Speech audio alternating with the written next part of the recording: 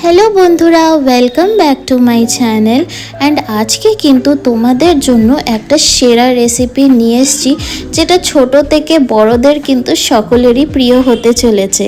এই রেসিপিটার নাম হচ্ছে ধনেপাতার টক মিষ্টি আচার। অনেস্টলি বলছি, জাস্ট ভিডিও বানানোর আছে তাই বলে দিচ্ছি তোমাদেরকে, অমন না। কিন্তু আমার এইটা এত ভালো লেগেছে, মানে প্রথমে তো আমি বুঝতে পারিনি, মা বানিয়েছে কেমন হবে খেতে জানতাম না, একবার খাওয়ার পর সত্যি খুবই ভালো হয় খেতে। তো দেখা যাক আমাদের এই ধনেপাতার টক মিষ্টি আচার কিভাবে বানানো হয়। ফার্স্ট অফ অল আমরা অনেক কটা কিন্তু এমন ধনেপাতা নিয়ে নেব, দেখতেই পারলে তোমরা ভিডিওতে। তারপর কড়াইয়ের মধ্যে আমরা জিরা দিয়ে নেব, তারপর একটুখানি ওর মধ্যে মৌরি দেব আর ধনে দিয়ে ওটাকে কিন্তু ভালো করে আমরা একটুখানি রোস্ট করে নেব।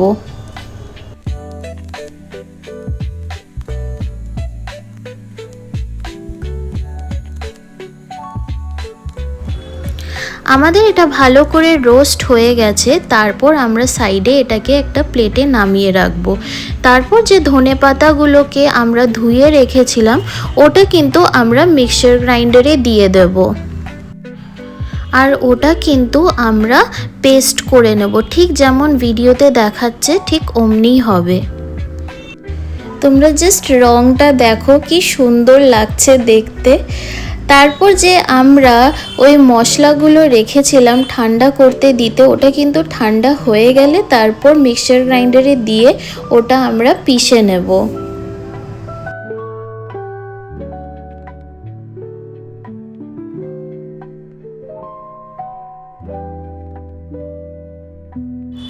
আগের থেকে আমরা রসুন ছুলে রেখেছিলাম, তো কয়েকটা রসুনের কোয়া নিয়ে ওটাকে আমরা ভালো করে কিন্তু কুটনিতে কুটে নেব।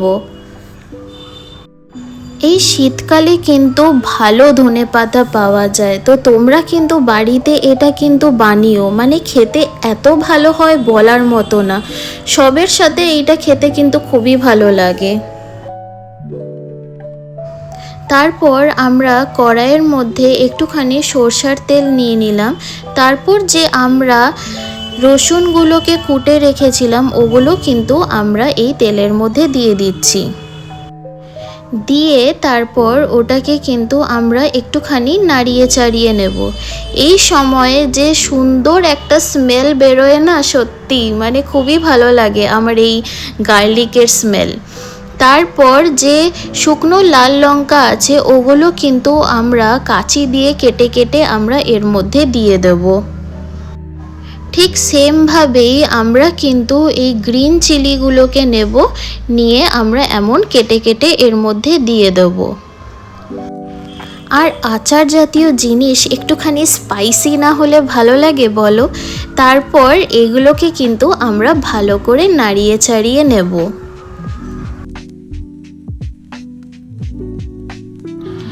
আমরা কিন্তু তেঁতুলগুলো কিন্তু আগের থেকেই গুলে রেখেছিলাম জলে, এর মধ্যে আমরা তেঁতুল জলটা দিয়ে দেব। তারপর এর মধ্যে শুকনো লঙ্কা দেব, তারপর এর মধ্যে হলুদ গুঁড়ো দেব। আবার এই মশলাটাকে আমরা ভালো করে মিক্স করব। ওর মধ্যে আমরা একটুখানি লবণ দেব আর চিনি দিয়ে আবার এটাকে ভালো করে আমরা মিক্স করব।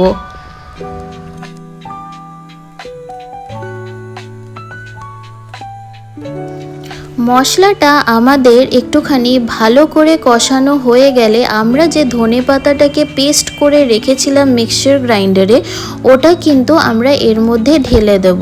ঢেলে আবার এটাকে আমরা ভালো করে মিক্স করব।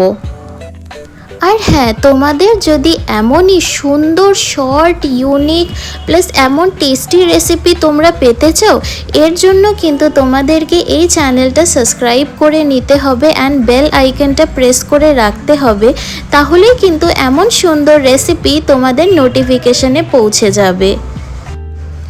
আর আমাদের কিন্তু এই আচারটা কন্টিনিউয়াসলি আমাদেরকে নাড়িয়ে যেতে হবে, না হলে কিন্তু কড়াইয়ে লেগে যাবে। আর আমাদের আচারের কনসিস্টেন্সিটা কিন্তু ঠিক এমন হয়ে দাঁড়াবে। তোমরা নিশ্চয়ই ভিডিওতে দেখতেই পাচ্ছ যে কি ছিল। আর কেমন শুকিয়ে গেছে। তারপর আমরা কিন্তু এর মধ্যে একটুখানি ভিনিগার দেব। ভিনিগার দিয়ে আবার এটাকে আমরা ভালো করে নাড়িয়ে চাড়িয়ে নেব। আর একদম আমাদের এই আচারটা শুকিয়ে গেলে তারপর ওর মধ্যে যে আমরা ভাজা মশলাটা তৈরি করে রেখেছিলাম ওর মধ্যে এইটা দিয়ে আবার আরেকটুখানি ভালো করে আমরা মিক্স করে নেব। পাশে তোমাদের আর কিছু দরকার লাগে না। গরম ভাত, রুটি, লুচি, পরোটার সাথে যে কারোর সাথে এই জিনিসটা খেতে যে এত ভালো লাগে। বাড়িতে পরোটা বানাতে আর ইচ্ছে করছিল না, তো আমরা ব্লিঙ্কিট দিয়ে কিন্তু এই আশীর্বাদের মালাবার পরোটাটা কিন্তু অর্ডার করেছিলাম। এটা কিন্তু কোনো প্রমোশনাল ভিডিও না, আমাদের এটা খেতে কিন্তু খুবই ভালো লাগে, তাই ভাবলাম যে তোমাদের সাথে শেয়ার করি। আর এখানের কোয়ালিটি পরোটার কিন্তু খুবই ভালো, একদম ফ্রেশ, মানে তোমরা জাস্ট ভিডিওতে দেখেই বুঝতে পারবে যে পরোটার কোয়ালিটিটা কেমন। এটা শেয়ার করার একটাই রিজন, সবসময় তো আর আমাদের বাড়িতে পরোটা বানাতে ভালো লাগে না, একটুখানি লেজিও তো ফিল হতেই পারে। তো আমরা বাইরের থেকেও কিন্তু পরোটা কিনে কিন্তু খেতে পারি, প্লাস কিন্তু আমরা এটা ভাবি যে বাইরের তেল কি ভালো হবে, তো এমন কিন্তু ফ্রোজেন পরোটাগুলো কিন্তু সত্যিই ভালো হয়। আর আশীর্বাদের জিনিস তো আমরা খেয়েই থেকেছি, তো এটা কোনো খারাপ হওয়ার যে কোনো কোয়েশ্চেনই নেই। আর সত্যি কথা বলতে গেলে আমাদের যে এই টক ঝাল মিষ্টি ধনেপাতার আচারটা যে এত ভালো খেতে হয়েছিল, মানে ভাবতে পারিনি যে এতগুলো ধনেপাতা এইটুকু হয়ে যাবে। বাট যাই হোক, এটা কিন্তু আমাদের বাড়িতে 3rd ব্যাচ বানানো হয়েছে, খুবই ভালো হয়েছে খেতে, ও জন্য তোমাদের সাথে তো এটা শেয়ার করতেই হতো যাই হোক। আর যদি গরম গরম পরোটা লুচি পাওয়া যায় আর কি চাই, আর কিচ্ছু চাই না। আমাদের ধনেপাতার আচারটা কিন্তু ঠিক দেখতে এমনই লাগবে, তোমরা ভিডিওতে দেখতে পাচ্ছ। And if you like this recipe, then please do like and subscribe my channel and press the bell icon for more such amazing recipes. আর তোমরা কিন্তু কমেন্ট সেকশনে আমাকে জানাতে একদম ভুলবে না যে তোমাদের এটা বাড়িতে বানিয়ে কেমন লাগলো।